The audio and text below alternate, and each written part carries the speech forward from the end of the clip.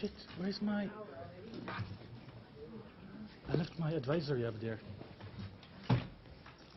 Wait. I will just print. The lucky bastard. You have it.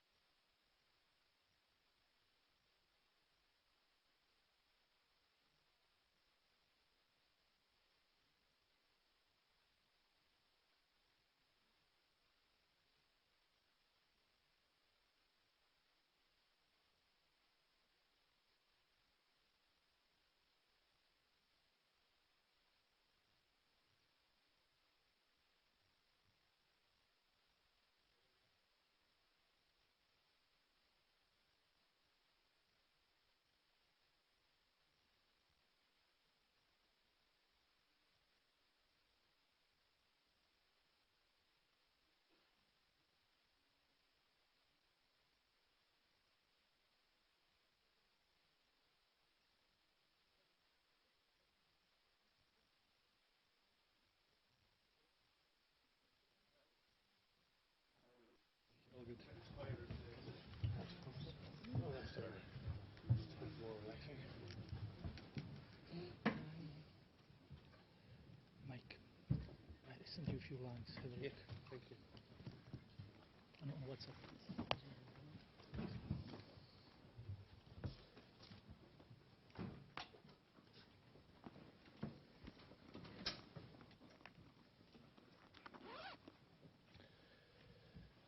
Good afternoon, everyone. To everyone here in the room in Geneva WHO headquarters. Also, good afternoon to journalists joining us online and by phone, and also to everyone watching us on WHO Twitter accounts. Today, we are continuing our daily briefings regarding novel coronavirus. Today, we are using a little bit different system, technically speaking, than usual. This is because it's a weekend and we were unable to use our normal system. So as we have said in our invitation, some of you are joining us online. If you are joining online, so through internet connection, if you want to ask questions, please click on raise hand. That's in a participants right-hand side, and you will be put in a queue for questions. If you are joining us by phone, then you need to type *9 on your keypad, and then you will enter into the queue for questions. Some of you have done that before, but we had to reset the queue, so please do that again, and sorry for any inconvenience. Today, beside Dr. Tedros, WHO Director General, Mike Ryan, Executive Director for Health Emergency Program, Dr. Maria Vankova, Technical Lead within the Health Emergencies Program. We also have Dr. Sylvie Briand, that you all know very well. You have seen her a couple of times, Director for Global Infectious Hazard Preparedness at WHO, as well as Ms. Melinda Frost, who is Technical Officer and working with Dr. Briand on the issue of what we call infodemic, and this is something that we will be talking a little bit more about today. As always, we will have an audio file and transcript from this press briefing. I'm giving the floor immediately to Dr. Tedros. Thank you, Tariq. First of all, my apologies. We should have started it at 4 p.m. But as you know, there is a board meeting running parallel. So I had a session where I was supposed to attend. So that's why we're late. So I hope you will understand. And thank you so much for bearing with us. And good afternoon, everybody, and thank you for joining us on a Saturday. Today I'm going to break with tradition and start with a brief update on the Ebola outbreak in the Democratic Republic of the Congo. Along with novel coronavirus, it's one of the many disease outbreaks that WHO is combating around the world. At this moment, our emergencies division is dealing with 216 ongoing events. Since the start of February, there have been 3 cases of Ebola in the DRC. It's clearly too soon to celebrate while there are cases anywhere in the DRC, because the risk of spread within the country and to neighboring countries still remains very high. But this is the lowest recorded, and we see a positive trend. However, the progress deserves recognition, and despite ongoing security challenges, responders, the majority of whom are local people, have adopted and localized the response to increase its effectiveness and acceptance. Side by side with improved therapeutics, which are substantially decreasing mortality, as well as a safe and effective vaccine that has now been licensed, the response has dramatically been strengthened over time and provides a preparedness blueprint to fight future Ebola and other disease outbreaks.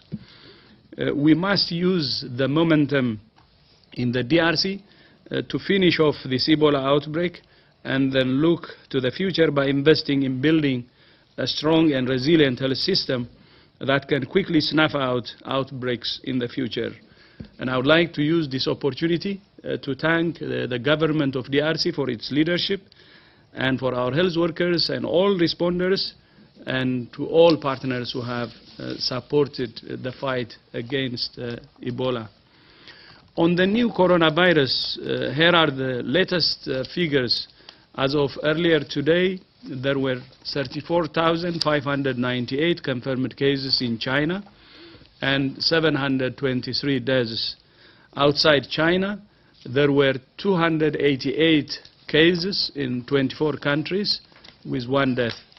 I would also like to speak briefly about the importance of facts, not fear, in the new coronavirus outbreak. People must have access to accurate information to protect themselves and others. While the virus spreads, misinformation makes the job of our heroic health workers even harder.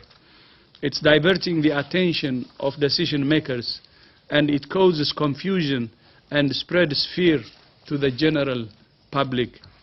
At WHO, we're not just battling the virus, we're also battling the trolls and conspiracy theorists that push misinformation and undermine the outbreak response.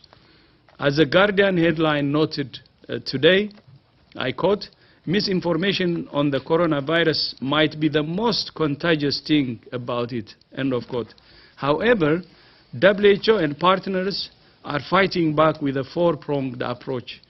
First, we are leveraging our existing network called EpiWin, which stands for WHO Information Network for Epidemics.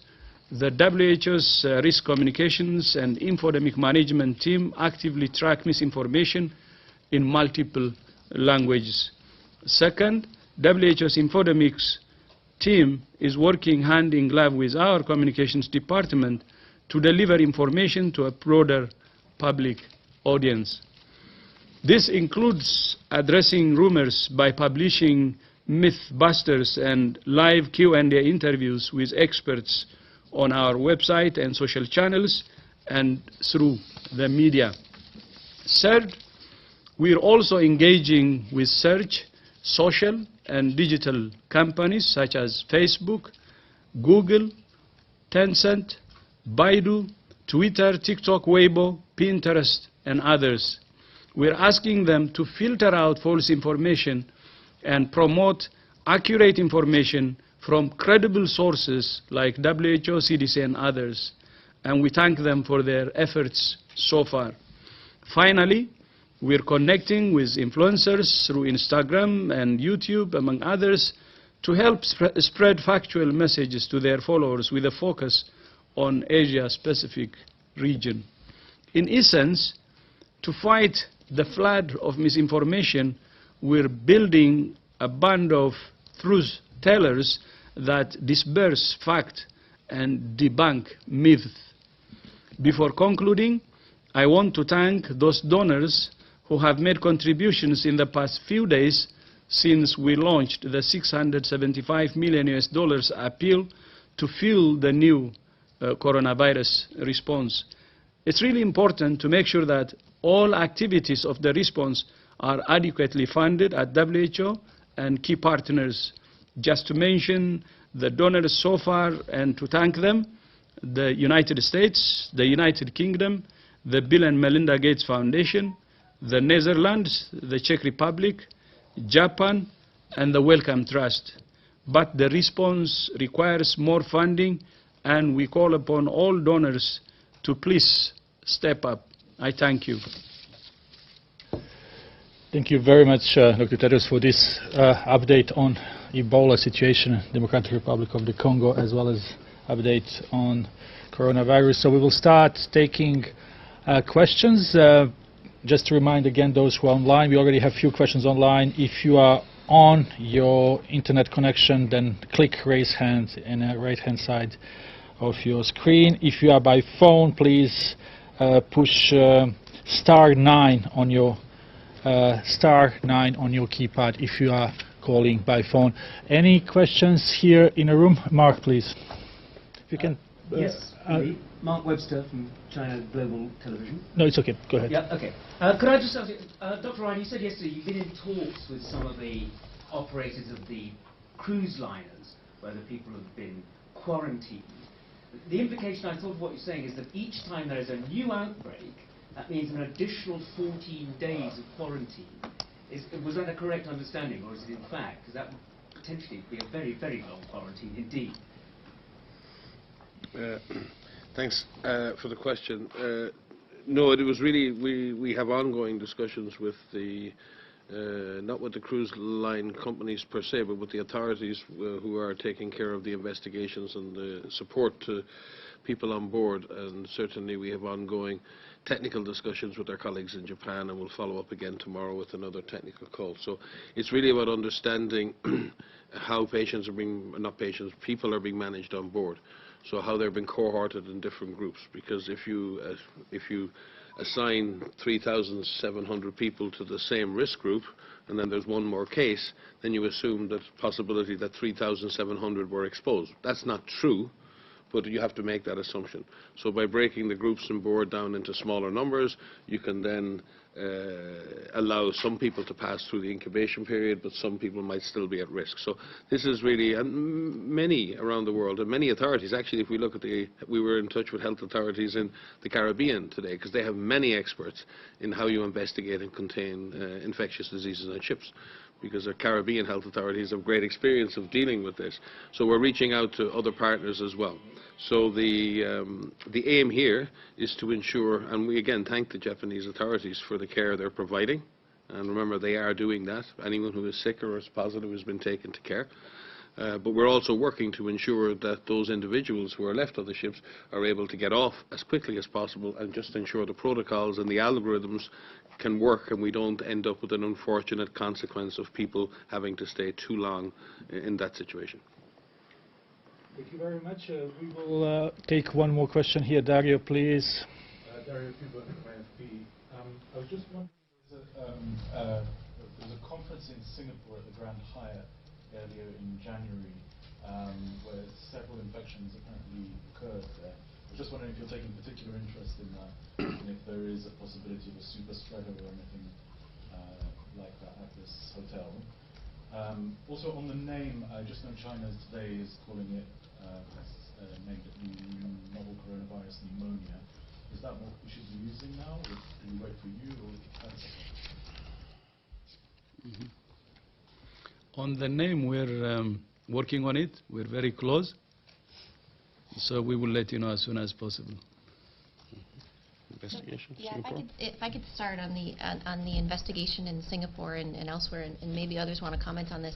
Each instance of a case that's identified, not only within China but outside of China, is important. Every single case matters. Every single instance where there's the possibility of human-to-human transmission matters. Where in some countries where we are seeing some human-to-human transmission or a potential cluster, this is very important. It's important to understand who has come in contact with whom, how many of those contacts are leading to another infection, and what that means. You know, how did they come in contact with each other? What did that encounter entail? And where did the contacts of those contacts go? So yes, every single instance of human-to-human contact outside of China, and inside of China for that matter, is very important. So we are keeping a very close eye on that and making sure that we have detailed, I'm sure you've seen some of the images of looking at the cases and contacts with one another, but each one of those presents an opportunity for us to learn about this virus and how it transmits, so that we can learn more about control. And just to add specifically on the Singapore cases, every day as we receive information on new cases from any of the countries, we try to link each and every new case reported to its existing transmission chain. So we don't just take each day as a new day. We will go back and see how that case, and we actually have a team looking at each individual transmission chain across all of the countries, so we can link each case to its potential origin and its potential exposure.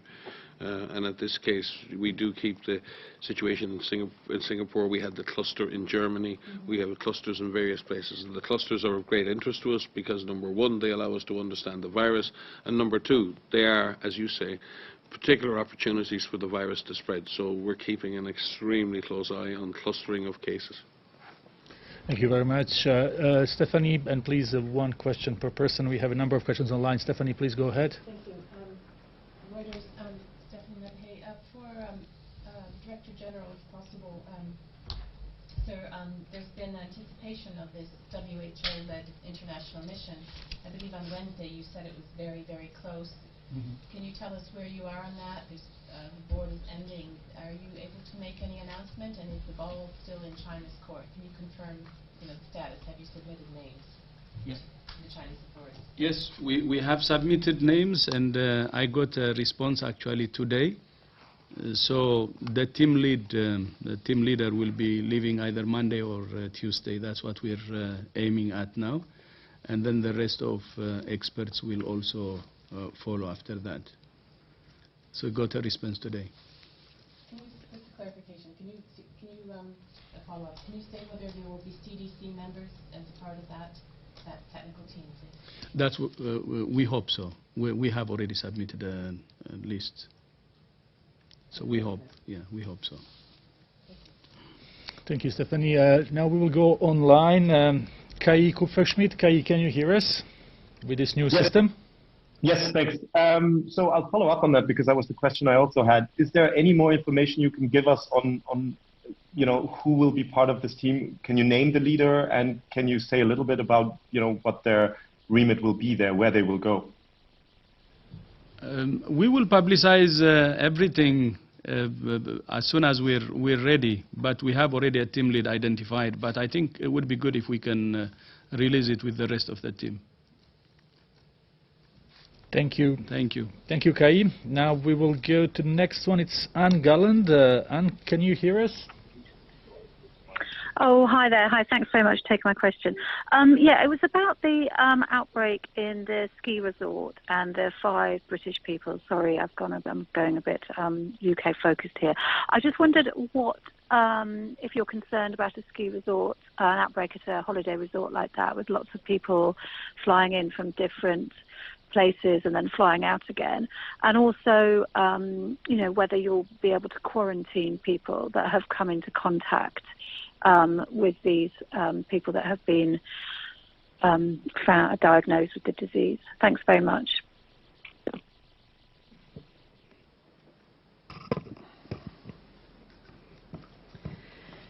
Yes, thank you. So indeed, now we have had the notification of 5 cases of people with symptoms that have been detected in France. They were from a family of 11 people from Brittany, and they have been Great Britain, sorry, and they have been they were having holidays in a ski resort in France, and but they were, before coming to France for their holidays, they were in Singapore. So the people who have shown symptoms are currently hospitalized in Lyon and in Grenoble, but the investigation is ongoing to see who are the other contacts and to take the measures that are necessary. So this news is very recent. I mean, they were hospitalized yesterday, so we are still waiting for more information from national authorities to get information on this new cluster of cases. Et Sylvie, est-ce que tu peux répéter aussi en français? Ça va Oui. mieux pour nous. Bien sûr, donc en français. Donc nous avons eu l'information qu'il y a donc une famille d'Anglais qui passait ses vacances dans d'une station de ski au Contamine Montjoie en France, en Haute-Savoie. Cette famille en fait est arrivée en France pour faire du ski, mais avait passé quelques jours avant à Singapour. Au sein de cette famille, 5 personnes présentaient des symptômes et sont actuellement hospitalisés pour des tests et puis avoir un diagnostic et surveillance.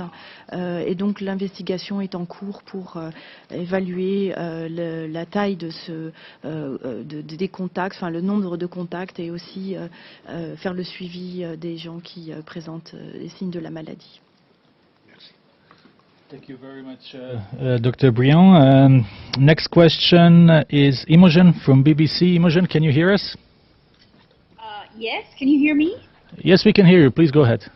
Yeah, it's also about the French cases, but a more general question. I mean, our information is that it's just one of these people had been in Singapore. I'm just wondering whether some of the things we're seeing of the cases outside China can tell you anything about the transmissibility of the virus, which a lot of people I've talked to say this is the question, that there's a lot of questions about that. Imogen, I think you're absolutely correct, and that's one of the things we've been looking at, is that secondary, tertiary transmission, and where we see transmission either within families or in groups outside a country in which there have been previous cases, and whether again there's onward transmission from that. And there is no doubt that we've seen such clusters. But what has been obvious too is that those have been small clusters, and the overall number of people associated with those clusters has been very, very limited.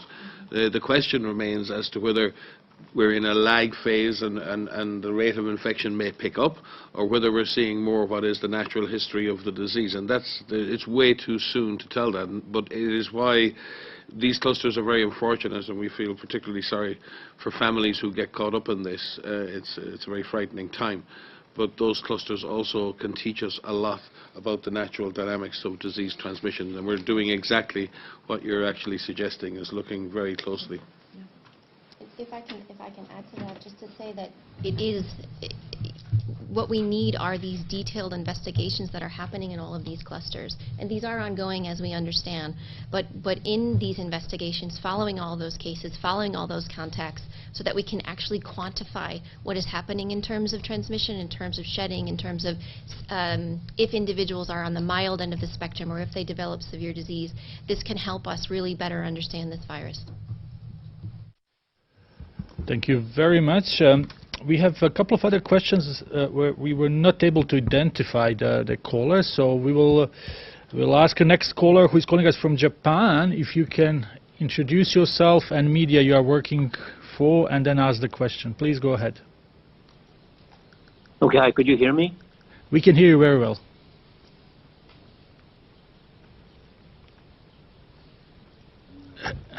Hello, are you still there? Can you hear me? Yes. Okay, hi. I'm Kenji from Nikkei, calling from Japan. Okay, I have a question to the Director General regarding the forum next week, scheduled for February 11th and 12th on the global research and innovation. I was wondering whether anyone from Taiwan will be in this forum, and well, if yes, I would like to know how many of them are coming from Taiwan and who they're coming, and would that mean that there's a change, a reversal in a policy of not allowing Taiwanese people or Taiwanese experts to join in any of the WHO organizations and the meetings? And if not, if they're not coming, could you tell us why they're not coming, even though this virus doesn't really have a boundary, and all scientists should be joining in? Thank you. Thank you for your question. Yeah, just to clarify, there will be many hundreds of experts, 400 in total, but and they will be dialing in from all over the world. Many colleagues who are obviously in high-risk countries are taking the opportunity not to travel, and we will have Taiwanese colleagues online, as we will have experts from the rest of China online, and I'm sure they will listen attentively and they will contribute equally to the discussions. Again, to reassure, we've been very much technically engaging with Taiwanese officials and public health experts, and engaging in communicating and coordinating with them on any suspect or probable cases outside the country. They've been engaged in teleconferences with colleagues from China mainland and colleagues from the European Centre for Disease Control and tracking probable cases, and therefore we can assure you of this full technical cooperation with our technical counterparts in Taiwan and the rest of China. The DG may want to comment as well, because I know you've had other discussions. I think that's enough. Thank you very much. I think the next question comes from The Economist, but I don't have a name of the caller, so if you can hear us, please introduce yourself. Yes, this is Slovea Chankova from The Economist. Can you hear me? Yes, very well. Please go ahead. Thank you. What kind of data has the WHO received from China on transmission rates, shedding of the virus, serological data, anything from the hundreds of thousands of contacts that are being monitored at the moment? So we're receiving information from China daily on the cases that are being reported by area within China. There's information that we have received. In fact, we're active. Just read a paper that's recently come out from hospitalized patients in Wuhan. There's a lot of information that either comes through official channels or is being published. Is that okay? Okay. Which gives us more information around severity, which gives us some information on shedding. But this information is coming in daily, almost. So what we've seen on transmission is that in this recent paper that's come out, it's looking at hospitalized patients, and we've seen some transmission that's happening in healthcare facilities, and this is very important because as we've said from the beginning, one of the areas that we're worried about for transmission is human-to-human transmission in healthcare facilities and the possibility of amplification events, which is why we've put out guidance and recommendations around infection prevention and control to make sure that we prevent hospital transmission. Do you want to add, Mike? And I would just continue, as the DG has, to encourage and call upon our member states to share all relevant information with WHO, especially information related to cases, to investigations, to lab and environmental and other investigations. We continue to lag behind from a number of different sources, and we really do want to get that data so we can make the best possible global risk assessment. So just a call to all. I know every country is under great pressure. There's a huge amount of demand on everyone, but the quicker we build an effective and comprehensive global picture of this disease, the better we will be able to advise everyone regarding how we can control it together. Thank you very much. So we will take a few more questions. Anyone here in the room? No? So we go... Dario, please go ahead. Yeah, just one, please. Just for Dr. Van Koevoogd. I know you keep getting asked this, but about the profiles of the people who've died, and you said that it tends to be older people, it tends to be or people with underlying conditions. I mean, obviously we now have the case of a 31-year-old or 32-year-old doctor. So I'm just wondering, are you able to give any figures or the breakdown of the ages? So I appreciate the need to want to have this level of detail, and what we can tell you is what we're learning from the reported cases, what we're learning from these published studies, what we're learning from the information that we receive on the teleconferences, which, as we've said, is a global network of clinicians who are treating patients. The information is still early. I mean, we're still 6-7 weeks into this, and it is a growing picture of learning this. So we do have individuals who are on the severe end of the spectrum, on the mild end of the spectrum, and I said yesterday that we had some information from 17,000 cases where overall 82% of those individuals are mild, 15% are severe, and 3% are critical.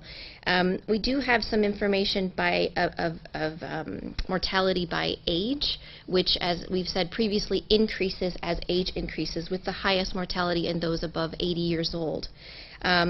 These are snapshots right now in terms of, at this point in time, this is the number of people who have died out of the number who have been reported. And overall, that number of deaths versus those that are reported is between 1% and 2%. But as surveillance increases, as detection increases, the ability of countries to detect, we will be able to pick up more people who are on the more mild end of the spectrum. So that number will change. The proportion of people who die may change. Thank you very much. Let's take one more question from online. We have someone calling from France. Can you please introduce yourself? Yes, good afternoon. Hugo Miller calling from Bloomberg News. And I just wanted to ask, further to the latest statistics that Dr. Tedros gave about deaths and cases in China, could you provide any more detail about what the rate of spreading of the virus is outside Hubei? In other words, particularly important hubs, Shanghai, Beijing, but outside Hubei, are you seeing the rate of spread accelerating, decelerating? Any insight on that would be appreciated. Thank you. The information that we receive, I'll start, and perhaps others will answer. So we receive data every day on the number of reported cases by province. And these numbers are something that we're plotting over time. I don't actually have these right in front of me right now. But what we were just looking at before the press conference started is that there's 2 areas outside of Hubei that have more than 1,000 cases right now. And so the numbers of reports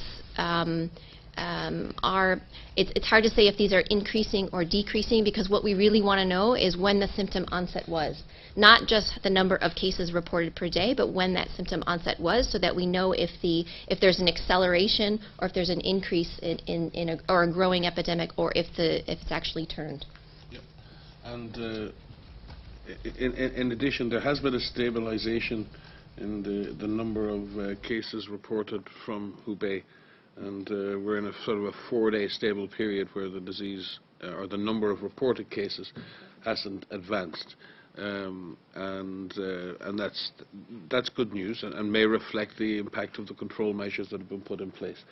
But remember, there are also lots of suspected cases still to be tested, so a lot of stuff has to work its way through the system. What we've seen are stable numbers outside the Hubei province, and we've seen quite a low but steady incidence in places outside, but those numbers, as I say, continue to grow slowly day by day, and it's not clear which of those provinces may end up having complete control over the disease, or in which provinces that may escalate in. And I think the Chinese authorities are taking extra actions in some provinces. They have some concerns, obviously, and we will see. We will track it. We track every single province on a daily basis, and we hope that the same stabilization that appears to be occurring in Wuhan also occurs outside. But again, it's very, very, very early to make any predictions about numbers in this outbreak. This is still a very intense disease outbreak in Wuhan and Hubei, and there are still great risks in practically all of the other provinces. So we will wait and see. So to add maybe to that, out of the 34,000 cases, close to 25,000 are from Hubei province. And then we have 2 provinces with more than 1,000 cases. These are Guangdong and Zhejiang. The rest are less than 1,000 cases. And if you see the trend, it's actually not really accelerating, but of course very difficult to give the details of what's happening, but it's not a significant increase if you take it day by day in the rest of the provinces.